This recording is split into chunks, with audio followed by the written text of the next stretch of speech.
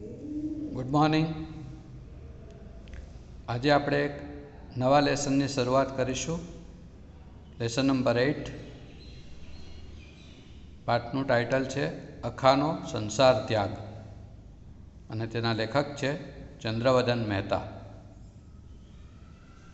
તેમનો જન્મ 6 એપ્રિલ 1901માં થયો હતો અને તેમનું અવસાન 8મી મે 1991. તો આવો સૌથી પહેલાં આપણે લેખકનો પરિચય જોઈએ. શ્રી ચંદ્રવદન ચિમનલાલ મહેતાનો જન્મ 1901માં થયો હતો. તેઓ સુરતના વતની છે. મુંબઈમાં તેઓ અભ્યાસકાળથી જ સારા અભિનેતા તરીકેની ખ્યાતિ પામેલા.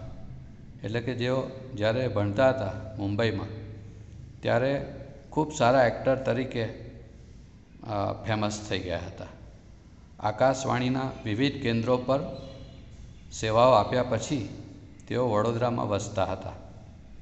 એટલે કે રેડિયો સ્ટેશન, આકાશવાણી એટલે રેડિયો સ્ટેશનના અલગ અલગ સેન્ટર પર ઘણા વર્ષો સુધી સેવા આપ્યા બાદ તેઓ વડોદરામાં સેટલ થયા હતા. અનેક નાટકો લખી અને તેનું દિગ્દર્શન કરીને, દિગ્દર્શન એટલે ડાયરેક્શન, તેમણે ગુજરાતમાં નાટકોની આબોહવા જન્માવી. એટલે કે આખા ગુજરાતમાં એમના નાટકો ખૂબ પ્રસિદ્ધ બન્યા. નાટકોને એક અલગ ઊંચાઈ, નાટ્ય સાહિત્યને એક અલગ ઊંચાઈ એમને અપાવી. તેઓ આપણા ઉચ્ચ કોટીના નાટ્યવિદ હતા. નાટ્યવિદ એટલે ડ્રામેટિસ્ટ. ખૂબ ઉચ્ચ કોટીના નાટ્ય લેખક હતા, સારા ડાયરેક્ટર હતા અને પોતે સારા અભિનેતા પણ હતા. દેશ વિદેશની રંગભૂમિના પ્રત્યક્ષ સંપર્કથી એમની એ વિશેની જાણકારી ઘણી વ્યાપક હતી. એટલે કે દેશ વિદેશના રંગભૂમિ ક્ષેત્રને, એટલે કે જે સ્ટેજ એક્ટિંગ હોય છે અને દેશ વિદેશના અનેક કલાકારોના સંપર્કમાં આવીને એના વિશે ખૂબ વ્યાપક જાણકારી એમની પાસે હતી. આગગાડી, ધરા ગુર્જરી જેવા સામાજિક અને ઐતિહાસિક લાંબા નાટકો તેમણે લખ્યા. અખો અને નર્મદ જેવા ચરિત્રાત્મક નાટકો એમણે લખ્યા અને દેડકાની પાંચસેરી જેવા પ્રહસનો એટલે કોમેડી નાટક, જેમાં હાસ્ય ઉત્પન્ન થાય એવા નાટકો ઉપરાંત અનેક એકાંકી નાટકો અને બાળ નાટકો આપી એમણે આપણા નાટ્ય સાહિત્યને સમૃદ્ધ કર્યું છે. તેમના નાટકોમાં વાતચીતના અનેક લહેકા સ્વાભાવિક રીતે ઉતરી આવે છે અને અભિનય ક્ષમતા પણ એમાં ઘણી હોય છે. નાટ્યકાર ઉપરાંત તેમણે ઈલા કાવ્યોના કવિ તરીકે બાંધ ગઠરિયા વગેરે આત્મકથાત્મક અને સફર ગઠરિયા એ વિદેશ પ્રવાસના સંસ્મરણાત્મક પુસ્તકોના લેખક તરીકે પણ તેઓ સુવિખ્યાત છે. એટલે કે તેમણે નાટક સિવાય કવિતાઓ પણ લખી, આત્મકથા પણ લખી. બાંધ ગઠરિયા નામની, સફર ગઠરિયા નામનો પ્રવાસ નિબંધ પણ એમણે લખ્યો.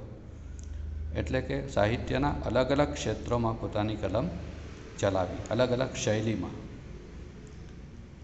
તેમની ગદ્ય શૈલી એટલે કે પ્રોઝ બોલચાલની લાક્ષણિક શબ્દ પ્રયોગોથી જીવંત અને સ્ફૂર્તિલી લાગે છે. એટલે કે બોલચાલની ભાષામાં એમણે બહુ સુંદર ગદ્યમાં એટલે પ્રોઝમાં સાહિત્યની રચના કરી અને એકદમ લાઈવ લાગે, જીવંત એટલે લાઈવ, અને સ્ફૂર્તિલી એટલે એકદમ એક્ટિવ. આપણા સુપ્રસિદ્ધ મધ્યકાલીન જ્ઞાની કવિ અખાના જીવન વિશે જનસમાજમાં જે પ્રચલિત દંતકથાઓ હતી એને વિષય બનાવીને લેખકે અખા વિશે ચરિત્ર નાટક લખ્યું છે. એમાંથી અખાના જીવનના વળાંક રૂપે સંસાર ત્યાગના પ્રસંગને નિરૂપીને આ નાટ્યનો અંશ એટલે કે નાટકનો અંશ લેખકે આ નાટ્યના અંશમાં લેખકે અખાનું ઉદાત્ત ચરિત્ર ઉપસાવ્યું છે, એટલે કે અખાના કેરેક્ટર વિશે, અખાના ચરિત્રની ઉદાત્તતા એટલે પ્રભાવશાળી વ્યક્તિત્વ જે એમનું હતું એના પર પ્રકાશ ફેંક્યું છે. ખૂબ સુંદર વર્ણન કર્યું છે. અખાના ઉદ્ગારમાં એમના જાણીતા છપ્પાના ધ્વનિને ગૂંથી લેવામાં નાટકકારની સૂઝ પ્રકટ થાય છે. એમને એક ખાસ સેન્સ હતી લેખકમાં, જે એમ અખાના છપ્પામાં જોવા મળે છે. પાત્રોચિત ભાષા, પાત્રને ઉચિત ભાષાવાળા આકર્ષક સંવાદો, એના જે ડાયલોગ્સ છે એ કેરેક્ટરને બહુ શૂટ કરે તેવા છે. પ્રસંગોની કુશળતાભરી ગૂંથણી, એટલે કે જે ઇન્સિડન્ટ્સ છે, જે પ્રસંગો છે, એને બહુ skilfully one by one, step by step ગૂંથણી કરવી, એટલે સરસ રીતે વણી લેવું, એનું વર્ણન કરવું, એ આ ચરિત્ર નાટક, એનાથી આ ચરિત્ર નાટક ઘણું આસ્વાદ્ય બન્યું છે. આસ્વાદ્ય એટલે આનંદ લેવા યોગ્ય. તો આ હતો લેખકનો પરિચય અને સેન્ટર આઈડિયા. હવે આપણે નાટક જોઈશું. એકાંકીની શરૂઆતમાં સ્ટેજ સિચ્યુએશન બતાવી છે, બ્રેકેટમાં એનું વર્ણન કરેલું છે. અખા સોનીનું ઘર, દેસાઈની પોળ, અમદાવાદ. અખો એક ધ્યાનથી એરણ ઉપર કંઠી ઘડી રહ્યો હતો. કંઠી એટલે ગળામાં પહેરવાનું એક આભૂષણ. અખો એકલો એકલો કોઈ ગીત ગાય છે, ભજન ગાય છે. ક્યાં માગું મેં ક્યાં માગું, એસી ટૂંકી સી જિંદગી મેં ક્યાં માગું.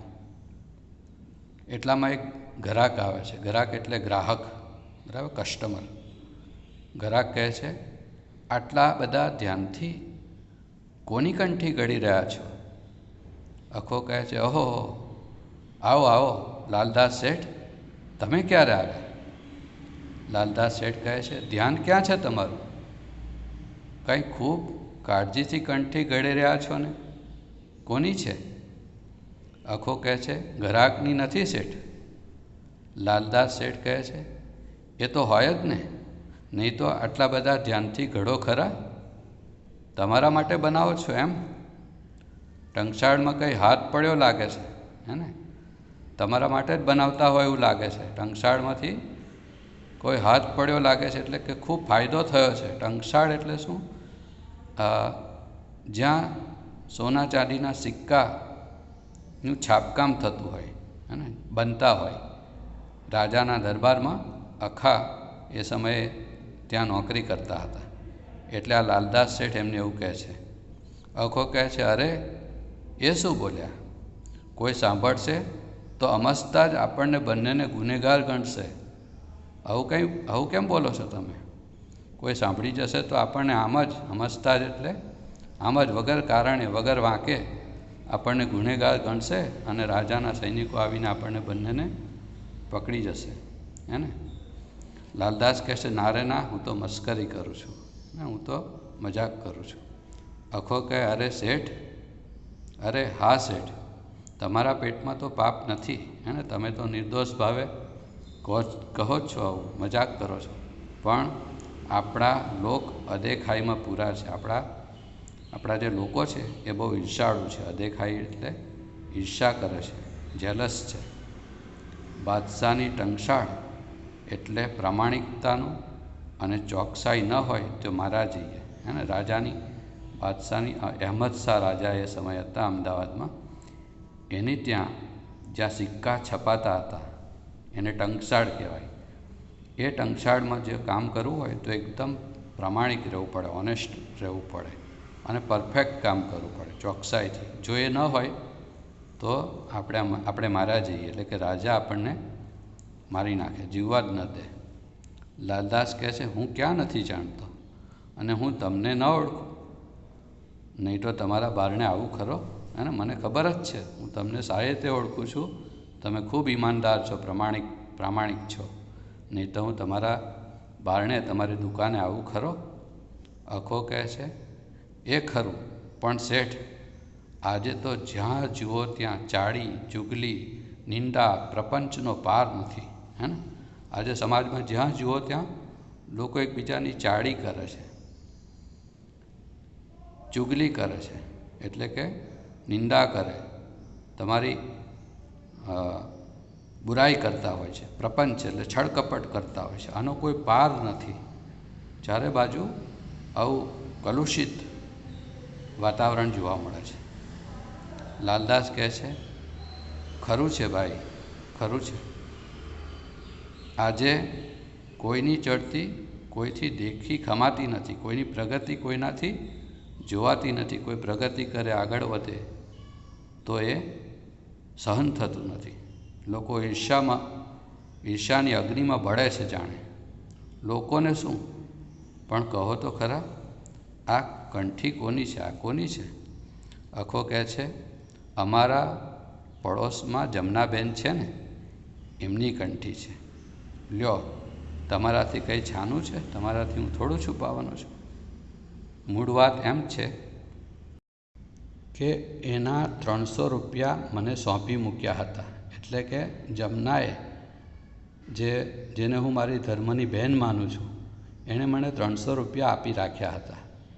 એ બાઈ માણસ છે, એટલે કે એકલી સ્ત્રી છે, એકલી રહે છે, હે ને? એટલે કોણ સાચવે? 2-3 વર્ષથી મારે ત્યાં જ પડી રહ્યા હતા એના 300 રૂપિયા. હવે એમને કંઠી પહેરવાનો વિચાર થયો એટલે આ ઘડી આપું છું. એટલે કે જમના માટે હવે સરસ મજાની કંઠી હું બનાવી આપું છું. આજે એમનો વાયદો છે એ કદાચ હમણાં જ ડોક્યું કરશે. આજે એ લેવા આવવાના છે. વાયદો કર્યો છે મેં કે આજે તમારી કંઠી તૈયાર થઈ જશે, આવીને લઈ જજો. એટલે હમણાં જ આવતા હશે, ડોક્યું કરશે. સાફ કરવાની વાર છે, બસ એને બની તો ગઈ છે, હવે એને પોલિશ કરવાની છે, સાફ કરવાની જ વાર છે. લો જુઓ કેવી છે. લાલદાસ શેઠ કંઠી જુએ છે. કંઠી તો અખાભાઈ ઘણી જ સુંદર, આપીકી ગણીને બનાવે. આપીકી ગણીને એટલે કે તમારી પોતાની હોય એવી રીતે બહુ દિલથી બનાવેલી છે. એટલે પછી પૂછવાનું જ શું, આશરે કેટલા તોલાની હશે? અખો કહે છે, એ તો હવે તમે જ કહો ને. લાલદાસ કહે છે, અરે એ કંઈ અમારા કામ છે? અમે તો 300 રૂપિયા કહ્યા એટલે પૂછ્યું, અને આ તો તમે 300 રૂપિયા કહ્યા એટલે મેં પૂછ્યું કેટલા તોલાની છે, કેટલું વજન છે? અખો કહે છે, કેમ? લાલદાસ કહે છે, વધારાની લાગે છે, વધારેની લાગે છે એટલે પૂછ્યું. માલ બનાવીને જાણીને આશરે કિંમત તો સમજવી જ પડે કે નહીં? લાલદાસ કહે છે, માલ બનાવ્યો, તમે જે વસ્તુ બનાવી એ તો જાણી લીધું, પણ એની કિંમત તો સમજવી પડે કે નહીં? અખો કહે છે, તમારું ધારવું બરાબર છે. તમે જે ધાર્યું છે ને એ 300 રૂપિયાની નહીં પણ વધારે છે, અને વધારે કિંમતની છે. લાલદાસ કહે છે, હજી મજૂરી તો હું ગણતો નથી, તોય 400-450નું સોનું થાય જ, કેમ ખરું ને? અને 400-450 રૂપિયાની કંઠી થાય સોનું, અને એની મજૂરી એટલે કે લેબર અંદર એડ કરો તો 500-600 રૂપિયાની કંઠી પડે. એટલામાં જમના આવે છે. જમના કહે છે, કેમ અખાભાઈ, કંઠી તૈયાર છે કે નહીં? આજે તો મારે પહેરવી જ છે. અખો કહે છે, હમણાં જ તમને સંભાળ્યા હતા, હમણાં જ તમને યાદ કર્યા હતા. આ રહી છે તો તૈયાર, પણ જરા સાફ કરી આપું એટલી વાર, બસ જરા એને સાફ કરી દો, પોલિશ કરી દો એટલી જ વાર છે. જમના કહે છે, કેટલી વાર છે હજી? અરે વાર શાની? જમના કહે છે, ના ના, પછી સાફ કરજો, હું હમણાં જ પહેરી જાઉં છું, મારે બહાર જવું છે. લાલદાસ શેઠ કહે છે, જમનાભાઈ તમે નસીબદાર છો. હા? જમના કહે છે, કેમ? અખો કે કંઈ નહીં, એ તો શેઠને કંઠી ઘણી ગમી ગઈ છે, તેથી કહે છે, તમને કેવી લાગી? જમના કહે છે, કંઠી તો બહુ સરસ, બહુ જ સરસ બનાવી છે. હા, વાહ, પહેરી જ જાઉં છું, પછી સાફ કરી આપશો ને? અખો કહે, પણ મેં ક્યારે ના કહી છે? લાવજો, ગમે ત્યારે લઈ આવજો, બસ તમને ગમી એટલે બસ. આ 3 દિવસથી મેં બીજું કાંઈ કામ હાથ પર લીધું જ નથી. આ શેઠનું પણ ઘડવાનું એમ જ રહ્યું છે ને, હે ને? આ શેઠની પણ વસ્તુ બનાવવાની છે, એ પણ બાકી જ છે હજુ. જમના કહે છે, ચાલો જાઉં છું, પછી આવીશ. અખો કહે છે, પણ આવડી ધાડસી આવ્યા શું ને ચાલ્યા શું? જમના કહે છે, જરા ઉતાવળે જવું છે, પછીથી આવીશ. હું જાઉં છું અખાભાઈ. અખો કહે છે, સારું, આવજો જમનાબેન. જમના ત્યાંથી જાય છે.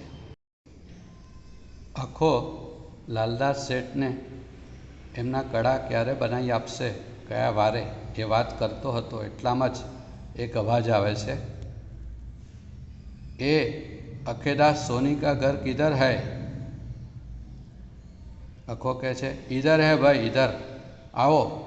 कई बादशाही फरमान लागे छे. बादशाहना 2 सिपाहीओ दाखल थाय छे. एक सिपाही बोल्यो, टंकसाल के अमलदार रहियादास सोनी कुटुंब का अखेदास को बादशाह सलामत का फरमान है. अखो कहे छे, पण शुं छे? ये खरीता है, पढ़ो. खरीता एटले एक सिपाहीए जे राजानी जे फरमान लखेलुं हतुं ए कागळ ए वाँचवा माटे आप्यो. कागळ धरे छे. अखो कहे छे, खरीता लेता कहे छे, खां साहब कई कारण कहशो ने? सिपाही कहे छे, वो सब इसमें लिखा है. अखो कहे छे, लो सेठ वाँचो, तमे तो होशियार छो. लालदास सेठ महा मेहनते वाँचे छे. देसाई की खिड़की में रहने वाले सोनी अक्षयदास ने टंकसाल में सोना चांदी के सिक्कों में दूसरी गलत धातु मिलाया है. वैसा उसके ऊपर आरोप है. इसलिए बादशाह सलामत की सूबेदारी कचेरी में अभी हाजिर होने का फरमान है. એટલે કે અખાએ સોના ચાંદીના સિક્કામાં મિલાવટ કરી છે, ભેળસેળ કરી છે, એવો એના પર આરોપ હતો. અને એટલે બાદશાહની સુબેદારી કચેરી એટલે કે જે સુબેદાર હતા એની ઓફિસમાંથી હમણાં જ હાજર થવાનું ફરમાન એટલે કે ઓર્ડર થયો છે. અખો કહે છે, મારા પર આરોપ? ખાં સાहब કંઈ ભૂલ થાય છે. सिपाही कहे छे, वो सब कचेरी में कहना. चलो अभी, देरी मत करो. लालदास सेठ कहे छे, खां साहब अखेदास कदी एवं करे ये मनाय ज नहीं. सिपाही कहे छे, वो सब हम न जाने. ये फरमान उन्हें अभी आना ही पड़ेगा, है ना? लालदास कहे छे, भाई कई बादशाहना फरमानने ना पाड़वानी हती? जई आओ ने एटले खबर पड़शे. अखो कहे छे, हास तो कई छूटको छे? जोयुं ने, खबर नथी आपणने शी चिंता. जेना दिलमां मैल होय एने डंक, है ने? जोयुं ने, छूटको ज नथी आवे. जई आવું છું, પણ મને કોઈ ચિંતા નથી. જેના દિલમાં મેલ હોય એને ડંક. મેં તો કોઈ પાપ કર્યું નથી, ખોટું કામ કર્યું નથી, એટલે મને કોઈ ચિંતા નથી. ચાલો ખાં સાહેબ, જરી અંગરખો, પાઘડી પહેરી લો, હે ને? માથે પાઘડી પહેરી લો, ખભે અંગરખો ઓઢી દઉં. અખો અંદર જાય છે. લાલદાસ શેઠ, ખાં સાહેબ આ શી ભાંજગઢ છે? આ શું મગજમારી છે બધી? અખેદાસ કદી આવું કરે નહીં. બચારો ભગવાનનો માણસ, नेक मानस. सिपाही कैसे, क्या मालूम, कचहरी में कुछ खटपट चलती है, किसी ने कुछ धोखा दे दिया होगा. लालदास कैसे, एम ज हशे. એટલે પેલા સિપાહીને ખબર પડી ગઈ કે અખો આવું કરે નહીં, ખટપટ ચાલતી હતી, કોઈએ આ આખા ભગતને દગો દીધો છે ચોક્કસ. લાલદાસ શેઠ પણ કહે છે, એમ જ હશે. આ તો એનો કંઈ દિવસ જ વાંકો છે, બાકી એના પર આવું આડ આવે. આડ એટલે આરોપ અને બ્લેમ. આજનો એમનો દિવસ જ ખરાબ છે, નહીં તો આખા પર આવું આવો ઇલ્ઝામ, આવો આરોપ કોઈ મૂકે ખરો? સિપાही टंकसाल के अमलदार पर सबकी नज़र रहती है ने, टंकसाल के अमलदार पर सबकी नज़र रहती। अखो अंदर थी आवे छे पाघड़ी पहेरीने। अखो कहे छे चालो खां साहब तमे भाई बेसजो, हूँ हमणां ज पाछो आવું છું, ઘણું કરું કરીને તો है ने, हमणां ज બધું ચોખવટ કરીને પાછો આવું છું। સિપાહીઓ એની સાથે જાય છે। લાલદાસ શેઠ 100 કડિયો ગાયો છે। શું કડિયું ગાયો છે? અખા જેવા પર આડ, है ને, અખા જેવો ઈમાનદાર પ્રામાણિક માણસ, એના પર આવો આરોપ? આવો નિખાલસ માણસ, પ્રામાણિક માણસ કોઈની સાથે ખટપટ કરે નહીં, વાત નહીં। ખરેખર કળયુગના માયાવી બંધનમાં જગત ઘેરાતું જાય છે। કળયુગના આ માયાવી બંધનમાં આ દુનિયા આખી ઘેરાતી જાય છે, ફસાતી જાય છે એવું લાગે છે। એ તો જે છે તે જોયા કરવાનું, પણ અખાભાઈને આંચ નહીં આવે, હે ને, અખાભાઈને જરા પણ નુકસાન નહીં થાય, એમને કોઈ સજા નહીં થાય। અખો સૈનિકો સાથે રાજાના દરબારમાં જાય છે અને જમનાનો પ્રવેશ થાય છે, એટલે કે જમના એની દુકાને આવે છે।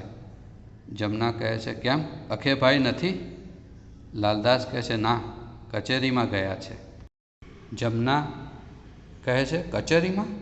ત્યાં કેમ?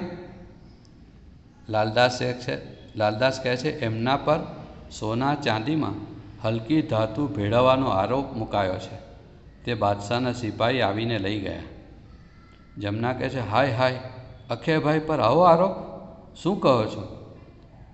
લાલદાસ કહે છે ખરું કહું છું, કોઈ અદેખાનું કારસ્થાન લાગે છે, કોઈ ઈર્ષાળુ, કોઈ જેલસ વ્યક્તિનું આ કામ લાગે છે। કારસ્થાન એટલે ખોટું કામ લાગે છે, ખરાબ કામ છે। જમના કહે છે ઓ પ્રભુ, શું થશે હવે?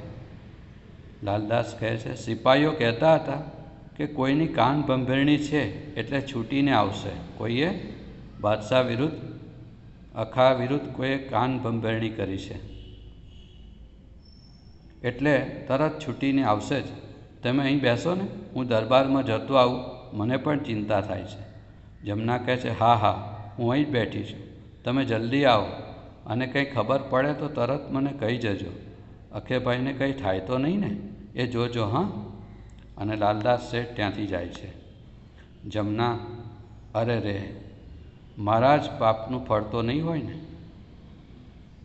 અને મારા જ પાપનું આ ફળ અખાભાઈ નહીં ભોગવતા હોય ને? મને શી બુદ્ધિ સૂજી? એમને મારા પર કેટલો ભાવ, કેટલો પ્રેમ, કેટલું હેત છે। હેત એટલે પ્રેમ।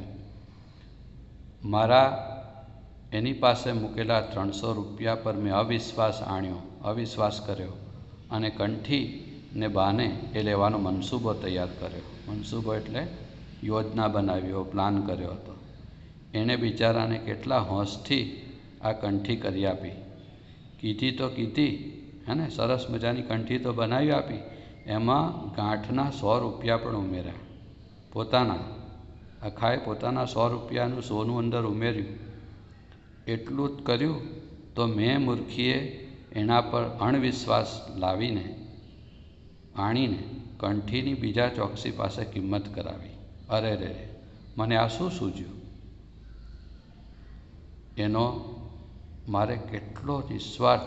એને મારા માટે કેટલો નિસ્વાર્થ ભાવ, એનો મેં આવો બદલો વાળ્યો? મારું જ પાપ એને નડ્યું નહીં હોય ને? અપરાધ મારો અને ગુનેગાર એ। આ તો ચોર કોટવાળને દંડે તેવું થયું। ઓ ભગવાન, એ જાણશે તો એને કેટલું લાગશે, એને કેટલું ખરાબ લાગશે। મેં આ શું કીધું અને મેં આ શું કરી નાખ્યું? તો જમનાને પોતાના કરેલા કાર્ય બદલ પશ્ચાતાપ થાય છે। અહીંયા સુધી આપણે જોઈએ છે। નેક્સ્ટ પીરિયડમાં ડ્રામા આગળ ભણીશું। Thank you.